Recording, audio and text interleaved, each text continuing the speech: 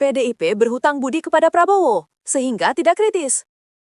Karena ketika situasinya seperti ini tadi ya, di satu sisi lu kritik, tapi di sisi lain kadang-kadang lunak, ini membingungkan juga gitu kan. Betul. Membingungkan juga kan, karena apa? Misalnya lu kritik, tetapi di satu sisi ketika misalnya Sekjen PDIP, Hasto Kristianto tahun lalu mendapatkan amnesti dari Prabowo, diterima juga oleh PDIP gitu kan, bahwa proses hukumnya ada persoalan dan lain sebagainya, begitu dikasih amnesti diterima juga. Ini bukan jadi salah satu, bisa gue bilang trade off lah ya. Karena dengan adanya atau dengan menerima amnesti dari presiden, pasti partai akan merasa berutang budi nih bahwa salah satu kader kuncinya ya, kader pentolannya ini mendapatkan satu hadiah dari presiden, sehingga dengan begitu kalau gue kritik, wah sungkan juga nih karena kita pernah mendapatkan amnesti dari presiden gitu. Iya, dan satu lagi Kang, soal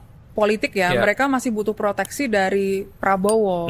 Kenapa? Karena ada beberapa peristiwa mengapa kemudian PDIP ini tidak bisa lepas dari jaring pengaman quote and quote dari Prabowo, karena ketika kongres misalnya di tahun 2025 di kongres itu PDIP mengendus nih ada gangguan ke internal untuk membuat gejolak di dalam kongres agar waktu itu kecurigaan mereka adalah agar Megawati ini bisa digeser gitu, walaupun di internal juga kuat menduga bahwa nggak mungkin nih Megawati yang akan digeser, tapi ada upaya-upaya lah, ada upaya-upaya untuk itu dari Solo. Waduh, Solo lagi. Pria Solo itu gitu. Pria Solo itu.